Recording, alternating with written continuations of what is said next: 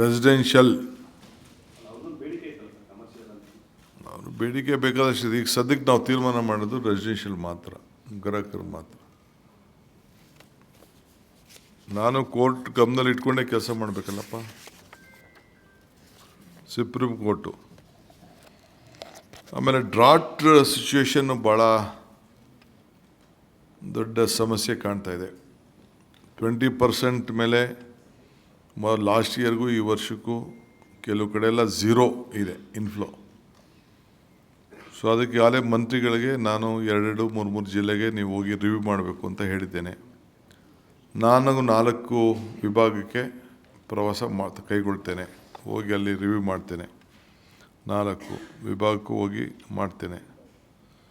So prime minister ಕೂಡ ತಮಗೆ ಈಗಾಗಲೇ ಗೊತ್ತಿದೆ, ಅವರು ಕೂಡ ಒಂದು ದೊಡ್ಡ ಎಚ್ಚರಿಕೆಯನ್ನು ಕೊಟ್ಟಿದ್ದಾರೆ.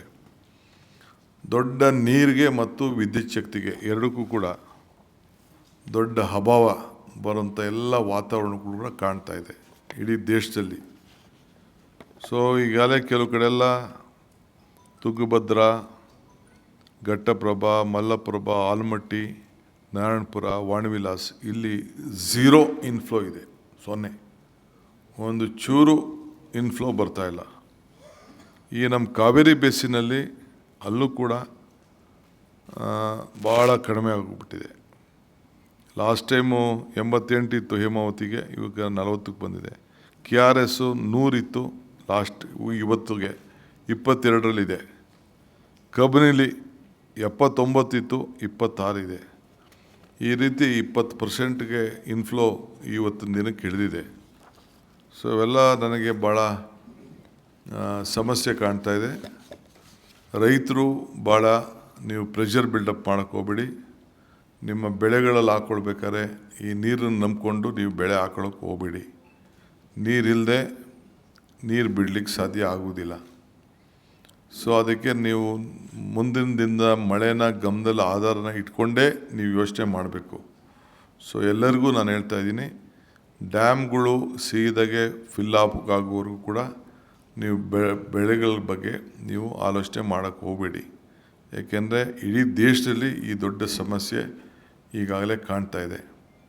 ಇನ್ನು ಈ ವರ್ಷ ಫುಲ್ಲು ಮಳೆ ಬಂತು ಅಂದರೆ ಖಂಡಿತ ನಿಮ್ಗೇನು ಬೇಕೋ ನೀರನ್ನು ನಾವು ಒದಗಿಸ್ಕೊಡ್ತೇವೆ. ಸೊ ಭೀಕರವಾದಂಥ ಬರಗಾಲ ಇಡೀ ದೇಶದಲ್ಲಿ ಬರ್ತದೆ ಅಂಥೇಳಿ ಈಗಾಗಲೇ ನಮಗೆ ಸಂದೇಶವನ್ನು ಸೆಂಟ್ರಲ್ ಗೌರ್ಮೆಂಟ್ ಕೂಡ ನಮಗೆ ಕೊಟ್ಟಿದ್ದಾರೆ. ಪ್ರೈಮ್ ಮಿನಿಸ್ಟರ್ ಕೂಡ ಹೇಳಿದ್ದಾರೆ.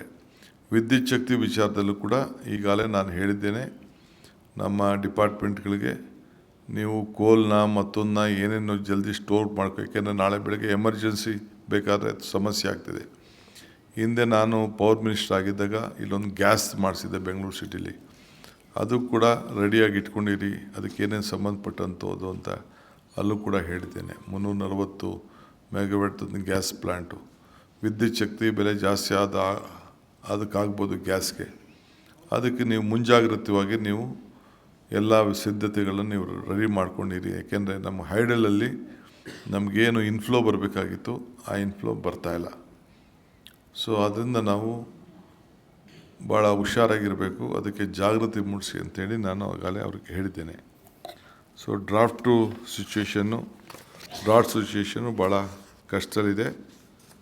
ಸೊ ಅದಕ್ಕೆ ಆ ತೀರ್ಮಾನ ಮಾಡಿದ್ದೇವೆ.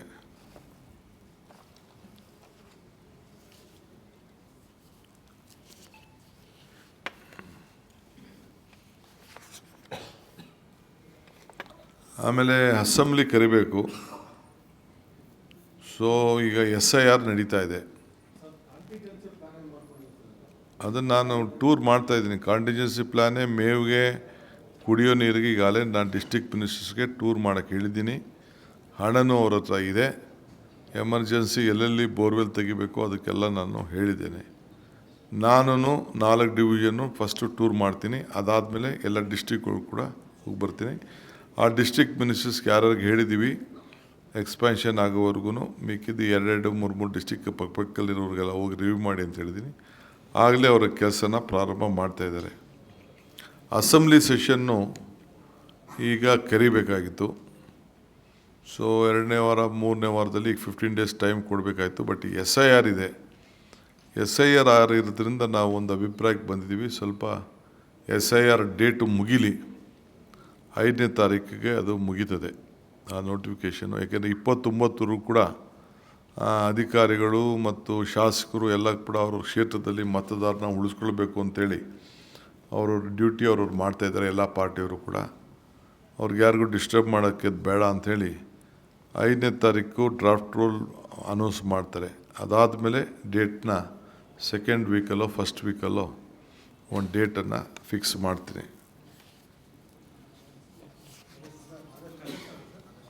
ಆಗಸ್ಟ್ ಯಾಕೆಂದರೆ 29ವರೆಗೂ ನೀವೆಲ್ಲ ಇನ್ಯುಮರೇಷನ್ ಫಾರ್ಮ್ ಸೈನ್ ಹಾಕಿ ಕೊಡಬೇಕಲ್ಲ. ಹುಷಾರು, ನೀವು ಮಾಧ್ಯಮದವರು, ನೀವು ಫಾರ್ಮ್ ಫೈನ್ ಹಾಕಲಿಲ್ಲ ಅಂತಂದರೆ ನಿಮ್ಮ ಓಟ್ ಇರೋದಿಲ್ಲ. ಎಲ್ಲ ನಂದು ಓಟ್ ಇದೆ, 40 ವರ್ಷದಿಂದ ಇದೆ, 50 ವರ್ಷದಿಂದ ಇದೆ ಅಂತ ನೀವು ಯಾಮಾರಕ್ಕೆ ಹೋಗ್ಬಿಡಿ. ದಯವಿಟ್ಟು ನೀವೆಲ್ಲ ಎಲಿಮಿನೇಷನ್ ಫಾರ್ಮ್ನ ಎಲ್ಲರೂ ಖಂಡಿತ ಸೈನ್ ಹಾಕ್ಕೊಟ್ಟಾಗ ಮಾತ್ರ ಓಟ್ ಇರ್ತದೆ. ಆ ಮನೆ ಯಾರು ಇಲ್ಲ ಅಂದರೆ ಹೊರಗಡೆ ಕೆಲಸ ಮಾಡ್ತಾಯಿದ್ರೆ ಅಲ್ಲೂ ಕೂಡ ಅವರು ಬಂದು ಅವ್ರ ಮನೆ ಪರವಾಗಿ ಆ ಮನೆಯ ಮುಖ್ಯಸ್ಥರು ಯಾರಿದ್ದಾರೆ ಬೇಕಾದ್ರೆ ಅರ್ಜಿ ಹಾಕಿ ಕೊಡೋಕ್ಕೆ ಒಂದು ಅವಕಾಶ ಇದೆ. ಆಮೇಲೆ ಕಂಪಲ್ಸರಿ BLOಗಳು ಮನೆಗೆ ಹೋಗಿ ಕೊಡಬೇಕು. ಯಾವ ಶಾಸಕರು ಹೇಳಿ, ಯಾವ ಪಾರ್ಟಿ ಶಾಸಕರು ಹೇಳಿ ತಗೊಂಡು ಹಂಚೋವಂಥ ಕೆಲಸ ಯಾರೂ ಮಾಡೋಕ್ಕೆ ಅವಕಾಶ ಇಲ್ಲ. BLOಗಳೇ ಅದನ್ನು 3 ಬಾರಿ ಹೋಗಿ ಅವ್ರು ಸಿಗಲಿಲ್ಲ ಅಂದರೆ 3 ಸತಿನೂ ಟ್ರೈ ಮಾಡಿ ಕೊಡಬೇಕು. ಕರೆಕ್ಟ್ ಬೇಕಾದ್ರೆ BLA ಮಾಡಿ BLOಗಳು ಕೊಡ್ಬೋದು. ಅದೊಂದು ಅವಕಾಶ ರಾಜಕೀಯ ಪಕ್ಷಗಳು ಕೊಟ್ಟಿದೆ. ಸೊ ಅದರಿಂದ ನಾವು ಈ ಒಂದು ಅಸೆಂಬ್ಲಿನ ಈ ಆಗಸ್ಟ್, ಸಾಮಾನ್ಯವಾಗಿ ಜುಲೈಲಿ ಮಾಡ್ತಿದ್ದೋ, ಆಗಸ್ಟ್ ಮಾಡಲಿಕ್ಕೆ ನಾನು ದಿನಾಂಕವನ್ನು ನಾನು ತಿಳಿಸ್ತೇನೆ ಮುಂದಕ್ಕೆ. ಅದಕ್ಕೆ ವಿ ವಿಲ್ ನಾಟ್ ಅಲೋ. ನನಗೂ ಮಾಹಿತಿ ಬಂದಿದೆ, ನಾನು ಅದಕ್ಕೆ ಹೇಳ್ತಾ ಇದ್ದೀನಿ. ಯಾವ ಕಲ್ಯಾಣ ಮಂಟಪದಲ್ಲಿ ಮಾಡೋದೆಲ್ಲ ಕಾನೂನು ಬಾಹಿರಿ, ಯಾರೇ ಮಾಡಿದ್ರದ್ದು ತಪ್ಪು, ಅದಕ್ಕೆ ಅವಕಾಶ ಕೊಡೋದಿಲ್ಲ. I have strictly warned even our MLA also trying to do it also, will not allow for this. ಆ ಫಾರಮ್ನ ಯಾರು ಬೇಕಾದ್ರೂ ಡೌನ್ಲೋಡ್ ಮಾಡ್ಕೋಬೋದು, ನೀವು ಡೌನ್ಲೋಡ್ ಮಾಡ್ಕೋಬೋದು, ಯಾರು ಬೇಕಾದ್ರೂ ಮಾಡ್ಬೋದು. ಬಟ್ BLO ಕಂಪಲ್ಸರಿ ಹೋಗಿ ಆ ಮನೆಗಳಿಗೆ ಕೊಡಬೇಕು, ಅದು ಡ್ಯೂಟಿ. ಅದು ಕುಮಾರಸ್ವಾಮಿ ಪರ್ಟಿಕ್ಯುಲರ್ ರಾಮನಗರ ವಿಚಾರವನ್ನು ಇಟ್ಕೊಂಡು ಆರೋಪ ಮಾಡ್ತಾ ಇದ್ದಾರೆ ರಾಜ್ಯ ಸರ್ಕಾರ ಅಧಿಕಾರಿಗಳನ್ನ ತೋರಿಸ್ಕೊಳ್ತಾ ಇದ್ದಾರೆ ಅಂತ. ನಾನು ಈಗ ನೀವು ಇದನ್ನು ಹೇಳ್ತಾ ಇದ್ದೀರಿ, ಜಯನಗರದ್ದು ಅದೇ ಪ್ರಾಬ್ಲಮ್ ಇದೆ. ಜಯನಗರದಲ್ಲಿ BJPಯವರು ಮಾಡ್ತಾ ಇದ್ದಾರೆ. ಜಯನಗರ, ಕುಣಿಗಲ್ಲು, ರಾಮನಗರ, ಚಾಮರಾಜಪೇಟೆ ಎಲ್ಲೇ ಆಗಲಿ ಯಾರೂ ಫಾರಮ್ ಎಲ್ಲ ಕೊಡೋಕ್ಕಿಲ್ಲ. ಟೈಮ್ ಇದೆ, 29ನೇ ತಾರೀಕುವರೆಗೂ ಅದನ್ನು ಡಿಸ್ಟ್ರಿಬ್ಯೂಷನ್ ಮಾಡೋಕ್ಕೆ, ಕಲೆಕ್ಟ್ ಮಾಡೋಕ್ಕೆ ಅವಕಾಶ ಇದೆ. ಒಂದು ದಿನಕ್ಕೆ ಇಷ್ಟು ಮನೆ ಕೊಡಬೇಕು ಅಂತ ಹೇಳ್ತಾ ಇದೆ. ಸೊ ಅದಕ್ಕೆ ಆ ರೀತಿ ನಾವು ಮಾರ್ಗದರ್ಶನವನ್ನು ಕೊಡ್ತಾಯಿದ್ದೀವಿ. ಅದಕ್ಕೆ ನಾನು ಹೇಳ್ತಾ ಇದ್ದೀನಿ, ನಾನು ಕಂಪಲ್ಸರಿ BLO ಅವ್ರು ಪ್ರಿಂಟ್ ಮಾಡಿ ಹಂಚ್ತಾ ಇರ್ಬೋದು. ಅವ್ರು ಯಾರು ನಮ್ಮ ಪೊಲಿಟಿಕಲ್ ಲೀಡರ್ಸು ಅದನ್ನು ಪ್ರಿಂಟೌಟ್ ತೊಗೊಂಡು ಕೊಡ್ತಾ ಇರ್ಬೋದು. ಬಟ್ ನಾವು BLOಗಳಿಗೆ ನೇರವಾಗಿ ನಾನು ಇಲ್ಲಿಂದ ಇನ್ಸ್ಟ್ರಕ್ಷನ್ ಕೊಡ್ತಾ ಇದ್ದೀನಿ. ನಮ್ಮ ಅಧಿಕಾರಿಗಳ ಇನ್ಸ್ಟ್ರಕ್ಷನ್ ಕಂಪಲ್ಸರಿ ಮನೆಗೆ ಹೋಗಿ ಫಾರಮ್ನ ಕೊಡಬೇಕು. ಅದು ಒಂದು ಕಾನೂನು.